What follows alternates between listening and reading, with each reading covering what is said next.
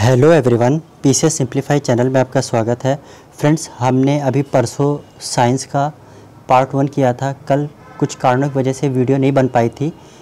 आज साइंस का दूसरा पार्ट शुरू किया जा रहा है। और ये किस चीज़ का है फ्रेंड्स? तो ये जो एक आँख वाली आई दृष्टि होती है ना, उसी को यहाँ पे पूरा कंप्लीट कराया जाएगा। बने रहिए। और इस चैनल पे डेली करंट अफेयर्स भी आपको कराए जाते हैं विद मैपिंग। साथ में जिस स्टेट का, जिस विश्व के जिस भी हिस्से का नाम चर्चा में रहता है, उसकी मैपिंग भी आपको कराई जाती है। तो प्लीज़ उसको आप देखिए और अपनी तैयारी को और अच्छा कीजिए, क्योंकि करंट अफेयर को अंडर एस्टिमेट नहीं कर सकते। रेलवे के 4 एग्ज़ाम हमारे सामने हैं। 4 एग्ज़ाम जो नॉन टेक्निकल वाले हैं, बाकी एएलपी का है टेक्नीशियन का, समझ लीजिए 10 से 12 एग्ज़ाम हमारे सामने इस समय प्रेजेंट टाइम में है। तो उसको अच्छे से तैयार कीजिए और डेली करंट अफेयर्स इस पे कराया जा रहा है, वो भी कीजिए। साथ ही हमारे फ्रेंड हैं मनीष मिश्रा जी, वो इस पे आपको पूरा मतलब सारे सब्जेक्ट पीसीएस के हिसाब से वन लाइनर फैक्ट में बताते जा रहे हैं, टेस्ट कराते जा रहे हैं, उसको भी करते रहिए। आइए शुरू करते हैं आज का वीडियो। देखिए, किस देश को खसरा और रुबेला चैंपियंस पुरस्कार से सम्मानित किया गया? किस देश को खसरा और रुबेला चैंपियंस पुरस्कार से सम्मानित किया गया? तो अपने देश भारत को किया गया है। ठीक है, नेक्स्ट क्वेश्चन पे आ जाइए। MIRV टेक्नोलॉजी से लैस स्वदेशी रूप से विकसित परमाणु सक्षम बैलिस्टिक मिसाइल अग्नि 5 का सफल परीक्षण कहाँ किया गया है फ्रेंड्स? तो ये किया गया उड़ीसा में एक स्थान है चांदीपुर में एक जगह है, छोटा सा द्वीप है जिसको कहते हैं APJ अब्दुल कलाम आइलैंड। वहीं से इसको टेस्ट किया गया है। अब ये MIRV तकनीक क्या होती है फ्रेंड्स? इसको मैंने आपको अपने डेली जो मैंने आपको 1 जनवरी से 30 जून 2024 तक का करंट कराया है ना, उसमें मैंने इसको डिटेल में बताया है आपको, साइंस एंड टेक्नोलॉजी वाले पार्ट में। उसको वहाँ से देख लीजिएगा। यहाँ बताऊँगा बहुत लंबा हो जाएगा वीडियो। देखिए, भारत और किस देश के बीच संयुक्त अभ्यास धर्म गार्जियन का आयोजन किया गया है? तो ये किया गया है भारत और जापान के बीच में। भारत और जापान के बीच में इसका आयोजन किया गया है। जापान की राजधानी क्या है? तो जापान की राजधानी का नाम है टोक्यो। जापान कितने द्वीपों से मिलकर बना है? तो जापान में 4 बड़े द्वीप हैं। पहला है होक्काइडो, दूसरा है होन्शु, तीसरा है शिकोकू, तीसरा है क्यूशु। ठीक, ये 4 सीक्वेंस हैं, इसको ध्यान में रखिएगा। नेक्स्ट क्वेश्चन पे आ जाइए। भारत सरकार ने कितने वर्षों के लिए इंडिया AI मिशन को मंजूरी दी है? मतलब जो भारत का AI मिशन है ना, उसको भारत सरकार ने कितने वर्षों के लिए मंजूरी दी है? तो 5 वर्षों के लिए। अब ये जान लीजिए कि भारत का AI मिशन आया कब था? तो भारत का AI मिशन आया था 2021 में। नेक्स्ट क्वेश्चन पे आ जाइए। देश का पहला हेड्रोन थेरेपी केंद्र कहाँ शुरू किया गया है? तो ये IIT कानपुर में शुरू किया गया। ये यूपी स्पेशल का सबसे इम्पोर्टेंट क्वेश्चन। देश का पहला हेड्रोन थेरेपी केंद्र कहाँ स्थापित किया गया है? तो ये IIT कानपुर में स्थापित किया गया है। नेक्स्ट क्वेश्चन आ जाइए। किस राज्य ने भारत को पहले AI शिक्षक रोबोट का अनावरण किया है? मतलब कहाँ पे आप शिक्षक के रूप में AI रोबोट पढ़ाएंगे? तो केरल ने इसको इंट्रोड्यूस किया है। नेक्स्ट क्वेश्चन पे आ जाइए। भारत के पहले AI रोबोट का नाम क्या होगा? तो ये नाम होगा आइरिस। मतलब केरल सरकार ने आइरिस नाम से एक AI रोबोट लॉन्च किया है जो बच्चों को पढ़ाएगा, शिक्षक, टीचर। नेक्स्ट क्वेश्चन पे, वैश्विक स्तर पर किस गैस के उत्सर्जन को ट्रैक करने हेतु मीथेन उपग्रह लॉन्च किया गया है? तो इसका नाम है मीथेन। ठीक है, वैश्विक स्तर पर किस गैस को उत्सर्जित करने हेतु मीथेन सेट उपग्रह लॉन्च किया गया? Methane set. तो किस गैस को ट्रैक करने के लिए फ्रेंड्स? तो ये मीथेन गैस को ट्रैक करने के लिए मीथेन सेट उपग्रह लॉन्च किया गया है। ठीक, आइए आगे बढ़ते हैं। देखिए, बहुराष्ट्रीय सैन्य अभ्यास शांति प्रयास 4। ठीक, बहुराष्ट्रीय यानी मल्टीनेशनल सैन्य अभ्यास शांति प्रयास 4 का आयोजन कहाँ किया गया है? तो ये किया गया है नेपाल में। नेक्स्ट क्वेश्चन पे आते हैं। किस देश के पार्स आई रिमोट सेंसिंग सैटेलाइट को लॉन्च किया गया है? तो यह है ईरान के। मतलब समझे आप, हाल ही में किस देश ने अपना पार्स आई रिमोट सेंसिंग उपग्रह को लॉन्च किया है, सैटेलाइट को? तो वो किया है ईरान ने। नेक्स्ट क्वेश्चन पे आ जाइए। किस संस्था ने global waste management outlook report 2024 जारी की है, तो ये किसने जारी की है? यूनाइटेड नेशन एनवायरनमेंट प्रोग्राम ने, global waste management outlook report 2024। Next question पे आ जाइए। हाल ही में प्रधानमंत्री नरेंद्र मोदी ने भारत के दूसरे स्पेस पोर्ट की आधारशिला कहाँ रखी? मतलब एक तो स्पेस पोर्ट इसरो का है, ठीक, मतलब इसरो का जो है एक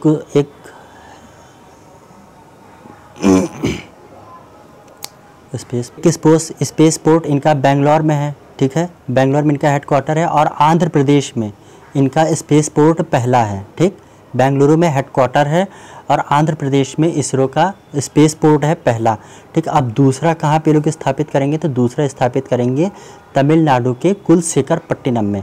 कहाँ पे? तो तमिलनाडु के कुलशेखरपट्टिनम में। नेक्स्ट क्वेश्चन, दक्षिण एशिया के सबसे बड़े गोला बारूद एवं मिसाइल कॉम्प्लेक्स का उद्घाटन कहाँ किया गया? तो ये कहाँ किया गया फ्रेंड्स? ये किया गया है उत्तर प्रदेश के कानपुर में, क्योंकि यहाँ पे DRDO का ऑफिस भी है, बहुत बड़ा मतलब अनुसंधान केंद्र है, यहाँ पे गोला बारूद बनाए भी जाते हैं। अब कौन इसको बना रहा है फ्रेंड्स? तो इसको बना रहा है अडानी समूह, गौतम अडानी का जो मतलब कंपनी है वो बना रही है। नेक्स्ट क्वेश्चन पे आ जाइए। किस देश का दूरसंचार उपग्रह मेराह पुती 2 लॉन्च किया गया है? तो ये लॉन्च किया गया है इंडोनेशिया का। इंडोनेशिया की राजधानी क्या है? इंडोनेशिया की राजधानी जकार्ता है, ठीक, इंडोनेशिया की राजधानी जकार्ता है, जो कि किस आइलैंड पे है? तो जावा आइलैंड पे है। नेक्स्ट क्वेश्चन पे आ जाइए। अंतर्राष्ट्रीय खगोल संघ यानी IAU इंटरनेशनल एस्ट्रोनॉमिकल यूनिट के वैज्ञानिकों ने किन 2 उपग्रहों के 3 नए प्राकृतिक उपग्रह खोज लिए हैं? मतलब किन 2 ग्रहों के प्राकृतिक उपग्रह? जैसे कि पृथ्वी का उपग्रह कौन है? प्राकृतिक उपग्रह चंद्रमा है, तो वैसे ही उन 2 नए ग्रहों के प्राकृतिक उपग्रह खोज लिए गए हैं। कौन कौन से वो ग्रह हैं? तो यूरेनस है और नेपच्यून है। नेक्स्ट क्वेश्चन क्या है फ्रेंड्स? इसमें नेक्स्ट क्वेश्चन है, किस देश ने अपनी तीसरी पीढ़ी के मौसम विज्ञान उपग्रह इनसेट 3DS को लॉन्च किया है? तो किस देश ने किया है? तो ये अपने देश इंडिया ने किया है, भारत ने किया है। नेक्स्ट क्वेश्चन, वायु शक्ति 2024 का आयोजन कहाँ किया गया? तो ये किया गया है राजस्थान में। नेक्स्ट क्वेश्चन, किसके द्वारा स्वदेशी लेज़र हथियार दुर्गा 2 का विकास किया गया है? स्वदेशी लेज़र आप समझ रहे हो ना, ये जो एक लेज़र यूँ छोड़ दी जाती है और वो सामने वाले टारगेट को डिस्ट्रॉय कर देगा, ना गोली चली ना आवाज़ आई, लेकिन सामने वाला ख़त्म हो गया, ये होता है लेज़र से। तो किसने इसका विकास किया है? तो DRDO ने किया है। DRDO की स्थापना कब हुई थी? तो DRDO की स्थापना हुई थी 1 जैन 1958 को। 1 जनवरी 2024 को इसने अपना 66वां स्थापना दिवस भी मनाया। नेक्स्ट क्वेश्चन पे आ जाते हैं। देखिए दुर्गा 2 जो लेज़र हथियार है, ठीक, दुर्गा 2 लेज़र हथियार के संदर्भ में दुर्गा का पूर्ण रूप क्या है? मतलब इसका जो दुर्गा है ये पूरा इसका पूर्ण रूप क्या है? तो इसका पूर्ण रूप है डायरेक्शनली अनरिस्ट्रिक्टेड रे गन एरे, डायरेक्शनली अनरिस्ट्रिक्टेड रे गन एरे, इसका फुल फॉर्म है। नेक्स्ट क्वेश्चन पे आ जाइए। सोडियम आयन बैटरी को वाणिज्यिक रूप से लॉन्च करने वाली प्रथम भारतीय कंपनी कौन बन गई है? तो ये बन गई है सोडियम एनर्जी। कहाँ की है? तो हैदराबाद की है। नेक्स्ट क्वेश्चन पे आ जाइए। किस अंतरिक्ष अनुसंधान संगठन ने पेस मिशन लॉन्च किया है? तो किसने लॉन्च किया है पेस मिशन? तो ये लॉन्च किया है फ्रेंड्स नासा ने किया है। अब ये जो पेस मिशन है इसका फुल फॉर्म क्या है? तो plankton aerospace cloud ocean ecosystem, ठीक, इसका फुल फॉर्म है। नेक्स्ट क्वेश्चन पे आ जाते हैं। भारत अंतर्राष्ट्रीय विज्ञान महोत्सव 2023, भारत अंतर्राष्ट्रीय विज्ञान महोत्सव 2023 का आयोजन कहाँ किया गया? तो ये आयोजन किया गया है हरियाणा के फरीदाबाद में, ठीक है, हरियाणा के फरीदाबाद में। और जो लेटेस्ट हुआ है ना इंटरनेशनल विज्ञान महोत्सव का आयोजन, ये अब कराया गया गुवाहाटी में। ये मैंने डेली करंट अफेयर में पढ़ाया है, अभी 3-4 दिन पहले की न्यूज़ है। आप लोग डेली करंट अफेयर को ज़रूर फॉलो करिए। नेक्स्ट क्वेश्चन क्या है? IISF का ये कौन सा संस्करण था, मतलब जो इंटरनेशनल विज्ञान महोत्सव हुआ है ना, इसका कौन सा संस्करण था, तो ये 9वां संस्करण था। नेक्स्ट क्वेश्चन पे आ जाते हैं। इस संस्करण का केंद्रीय विषय क्या था, मतलब थीम क्या थी, ये जो इंटरनेशनल साइंस महोत्सव मनाया गया है इसका थीम क्या था। इसका थीम था फ्रेंड्स, अमृत काल में विज्ञान और प्रौद्योगिकी सार्वजनिक लोक संपर्क।